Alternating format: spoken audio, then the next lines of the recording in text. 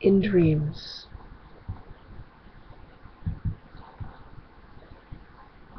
He came to her in dreams. Not every night. No, that would have been too kind. Instead, he teased her with his presence, coming every once in a while, seducing her twice in one night, and then disappearing for almost a month at a time. The dreams, when she had them, were wonderful. In her waking hours, she would hear the velvet of his voice, the soft breath against her ear. The memory of his words was so vivid that it drowned out every other sound on her morning ride to work. And his touch. Whenever he came to her at night, all the next day, she could feel him still, like soft electric fire burning in her skin. Sometimes she would sit at her desk for hours, staring blankly at the computer screen, completely caught up in the memory of his hands all over her. She did not know him, this strange dream lover. His face was one she had never seen before. The high sculpted cheekbones, the thin perfect nose, the lips that seemed chiseled from living stone. He was pale, pale as the moon in her dreams, and it seemed that his skin nearly glowed.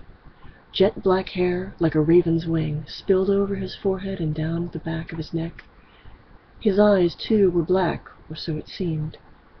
In the dreams, these held a strange dark light, and she could never gaze on them for very long. He would just arrive in her 12th floor apartment, moving from the balcony to the side of her bed. She never asked how he got there.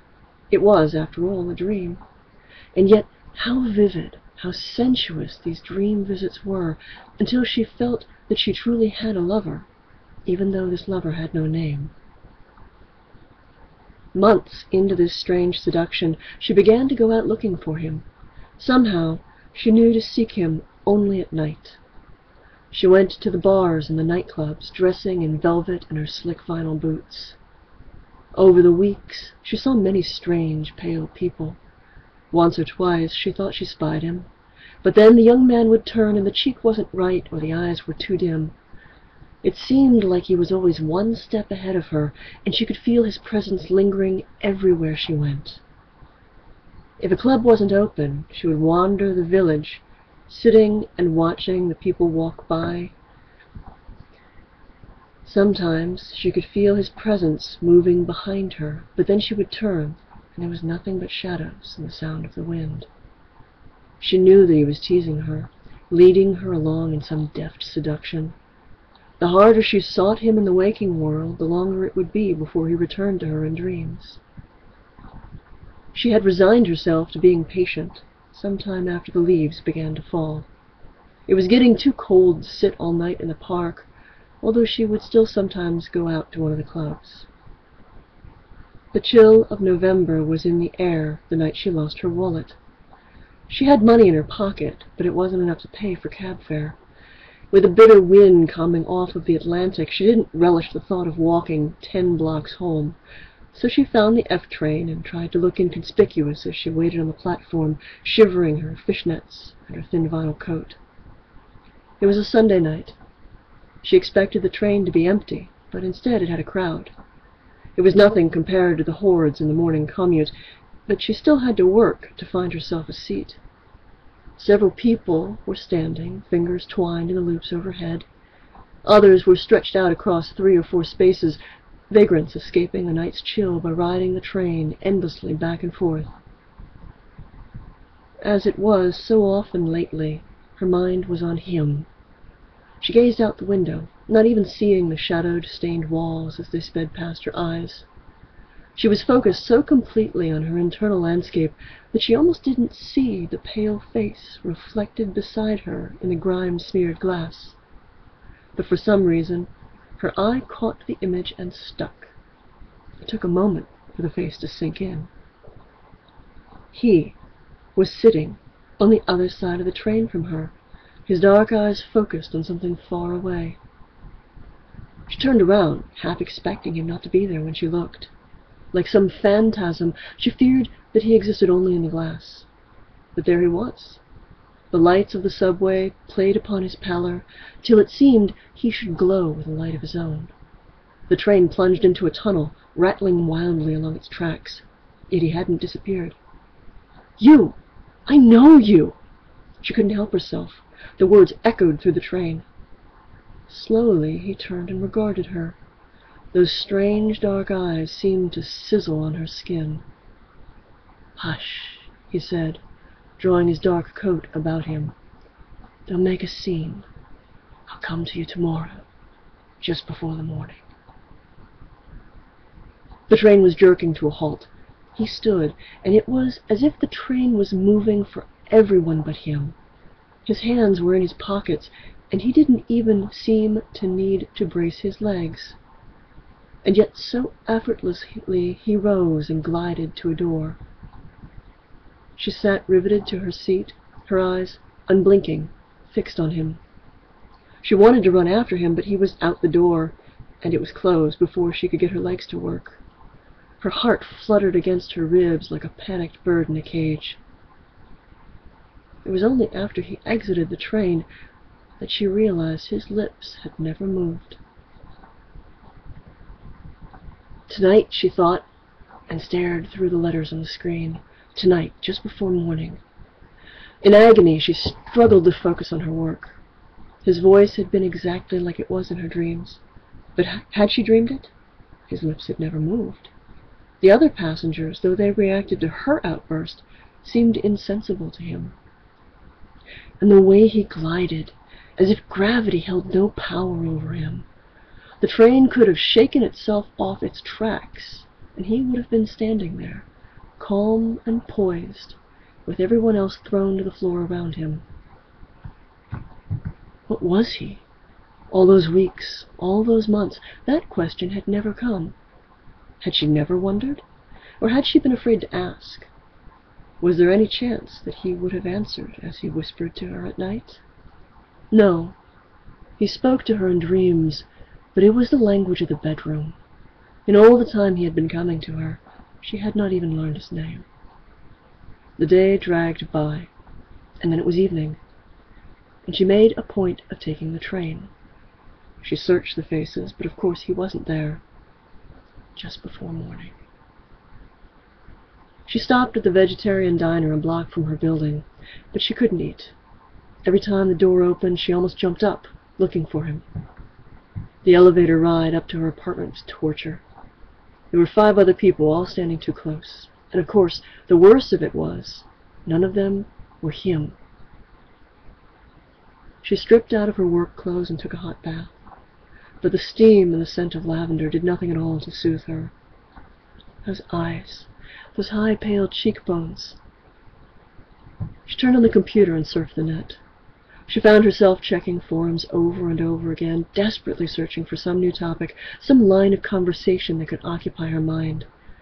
In the reflection of her face on the screen, she could almost see him. At 9 o'clock, she took off her bathrobe and slipped on her black lace gown.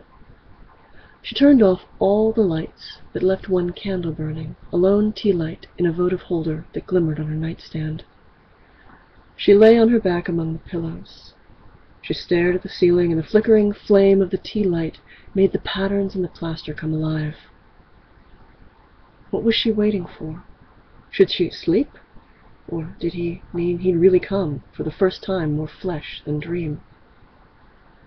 11 o'clock found her tossing, her long red hair tangled on the pillowcase.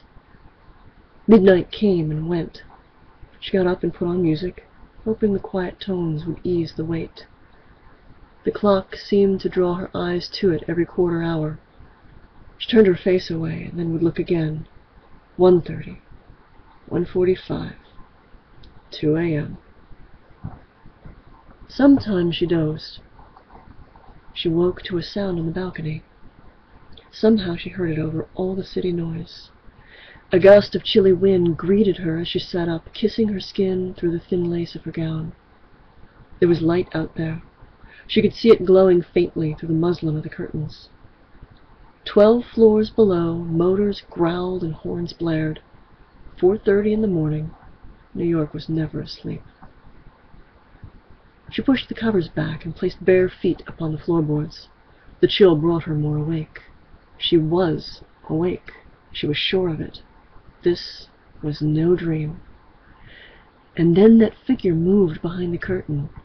The soft glow upon the balcony marked his stately silhouette. He was thin, so thin and delicate, and yet she knew the strength that vibrated in those limbs. He didn't have to call to her. She threw open the doors. He was leaning against the balcony railing, arms crossed upon his chest. The wind blew his hair about him, and she thought of ravens taking flight. She ran to him, her arms outstretched.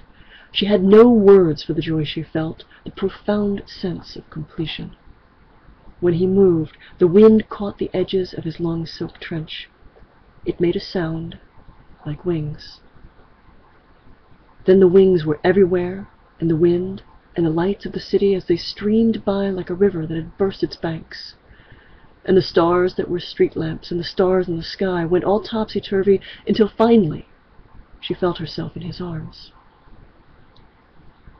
They were standing on the pavement, 12 floors below the balcony's edge. She could still see the cars and street lights, but strangely, the city seemed to hold its breath. The sounds were distant and muffled. Even the sirens were quiet as they came, heralded by flashing lights. "I can be with you," she murmured, breathless. "You are with me," he said. She felt his hands squeezing her shoulders. They were cold, but they were his. She laid her head against his chest. She heard only the wind. "You have no heartbeat," she whispered. "No," he said. "I never have." Softly she stroked his hair.